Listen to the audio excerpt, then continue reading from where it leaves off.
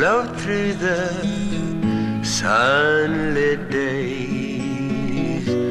We float on a cloudy haze.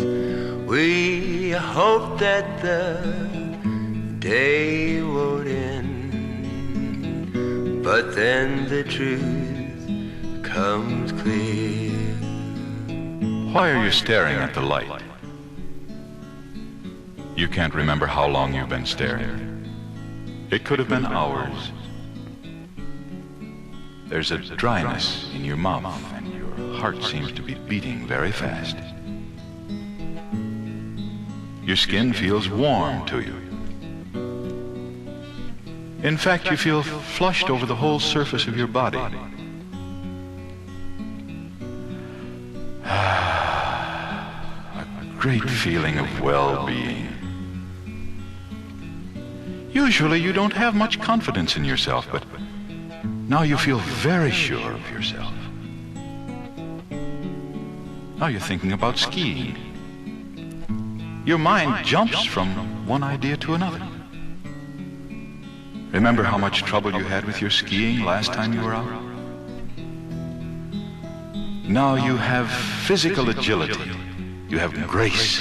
You can perform any jump, any turn, any other move. No problem.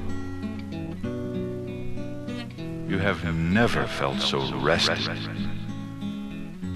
What happened to your feeling of fatigue? You have a floating sensation. Your heart seems buoyant. Your legs, they're no longer a part of your body. Hey, here comes another idea. Why can't you focus your concentration? Everything seems so funny. The world has become a big belly full of pickles. Look how funny the light appears. Stop giggling. Why does everything have so much meaning? Does everything turn you on? Why do you keep making those comic gestures? Are you playing a musical instrument? You have completely lost your power of measuring time. Here comes another idea. You're thinking very well of yourself. What happened to all of your usual self-criticisms? Come on, stop giggling. How could you be hungry? We just ate an hour ago. Don't go to sleep. Okay, crash down. I don't care. All right, wake up. Did you have a good sleep? No hangover with marijuana. Well, you had a good marijuana experience. But although you had a good experience, it's important to remember that many adverse reactions have occurred with hashish. Let me give you just a few examples.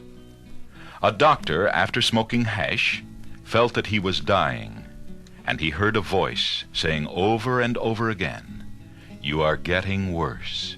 You are getting worse." A medical student had the feeling that his internal organs were rotting and that he was dying.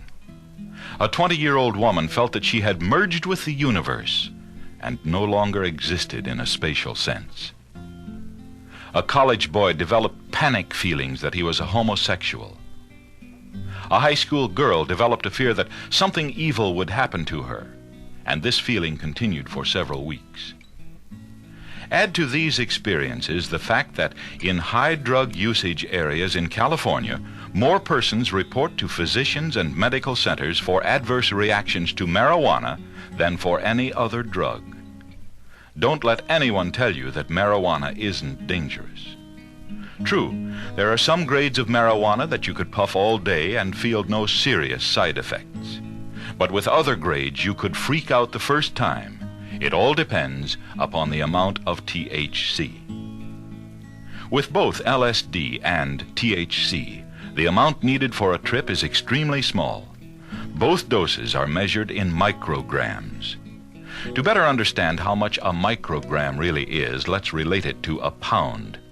A pound would be 453,600,000 micrograms. With LSD, you need about 100 micrograms for an average trip. Now let's see what happens with different amounts of THC. Actually, there are 3 different levels of effects with THC. With alcohol, you would say that a person was happy, or that he was high, or that he was stoned. Well, it's something like that with THC. If you take 25 micrograms of THC for every pound of your body weight, you would feel happy, gay, silly, relaxed. This is the level at which experienced marijuana smokers try to stop.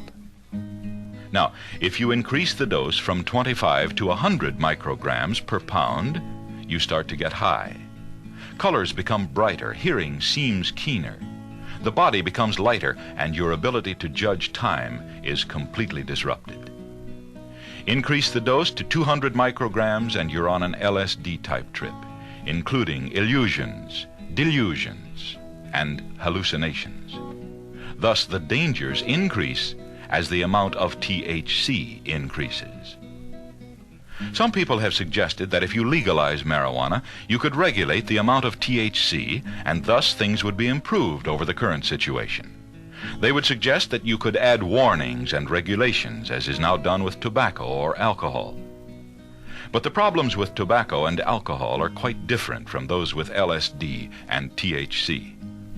Although tobacco is very dangerous over a long period of time, the immediate effects are not so serious. If you were to smoke an entire pack of cigarettes in an hour, you would not hallucinate or try to fly out a window or run in front of a car. And with alcohol, you generally pass out before you do any real damage to yourself, unless you try to drive a car or something like that. But smoke 20 marijuana cigarettes in an hour, and almost anything could happen. Marijuana should not be legalized because the accumulative effects are immediately dangerous. Let me give you an example of what I mean. If you took 100 milligrams of the chemicals in a sleeping tablet, it would cause you no problems. You might even be tempted to say, let's legalize sleeping tablets without a prescription. But if you made these substances available without a prescription, a person might decide to increase the dosage from 100 to 400 milligrams per day. At increasing levels, the persons would become dependent on drugs, and if withdrawal occurred, death could follow. This is generally true with many drugs used on a prescription basis. A dose prescribed by a trained physician is safe, but give the bottle to a layman and you are really asking for trouble. This is true because the effects of many medicines and THC are quickly accumulative. One marijuana cigarette or one sleeping pill may cause little difficulty. But one day when things aren't going well, you start to increase the dose and invite calamity.